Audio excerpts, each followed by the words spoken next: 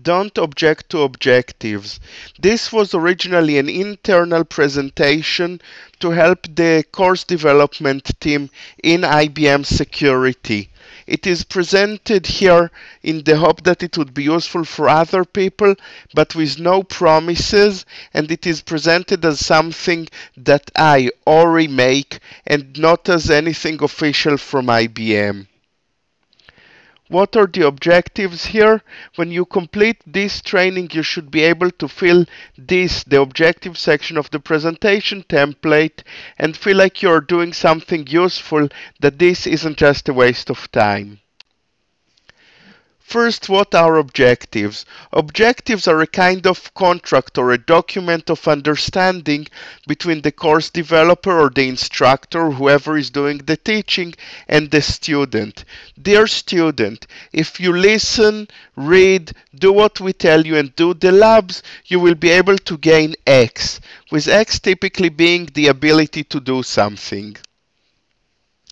Why do we even bother making objectives? There are three reasons. First, they guide the course developer. You know the saying, when you're up to your knees in alligators, you forget the original project was to drain the swamp? Sometimes when you teach, you have exactly the same problem. So, in that case, having objectives helps you remember what you need to be doing. The second reason is the world's favorite radio station, WIIFM. What's in it for me? Typically, the people that you teach or that you write materials for have access to all the entertainment resources of the internet. Why should they listen to you when there are so many more fun things that they could do? The answer is the objectives. And it provides mental scaffolding, meaning that it's a standard way to communicate what are the different subtasks and to help people understand the different steps and put them in the context of the overall goal. What do objectives look like? Traditional objectives are given X, do Y to Z standard.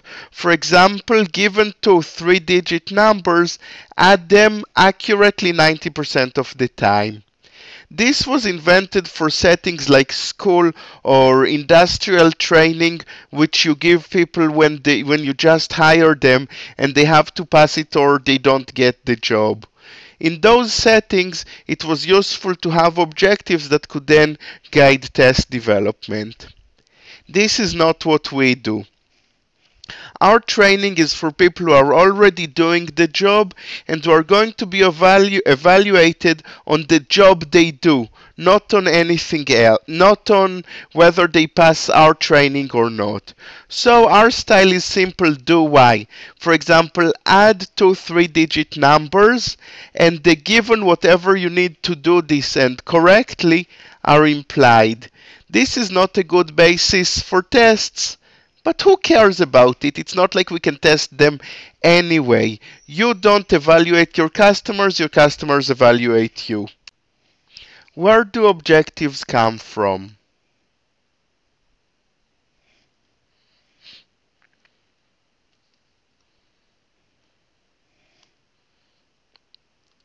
First, you have your top level objective, represented here by X.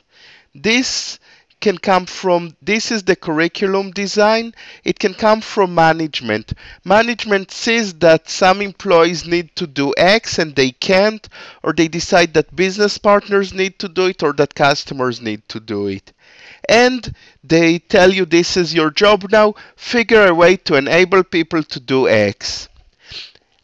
This is the way classical organizations are supposed to work, but in real life there is something that I call the theory of underground management. Your managers are busy. They don't have time to manage your entire output.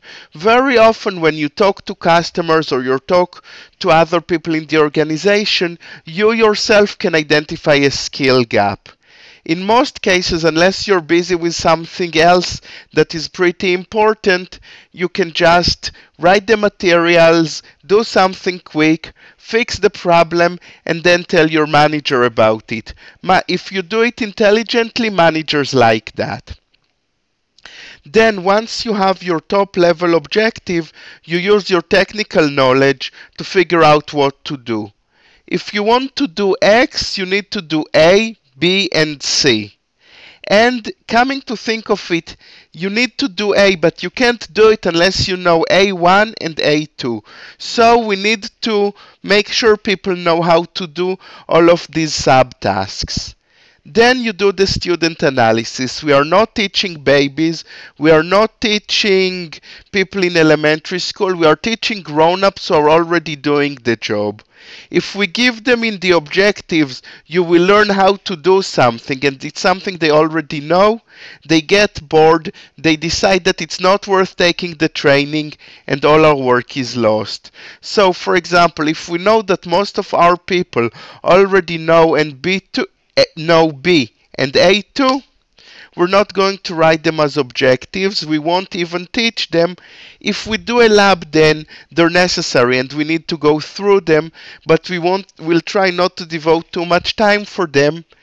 Of course, the problem is that when you teach grown-ups, your student population is typically very heterogeneous, going all the way from people who don't know anything and just started the job to people who frankly could have done the teaching better than you can. If you want to deal with all of these different populations, very often you have to write materials for the average. Here teaching A. Okay, if you need to do something technical though, there is a much easier, lazier way to do objectives. You can just see your top level objective, and while you're figuring out how to do it, write the labs that do it. Then you can see what is required for those labs, what are the titles of your different exercises, for example, write that as your objectives, and you're done. So now that you completed this training, you should be able to fill the section of the presentation template and feel that you are doing something useful while you do that.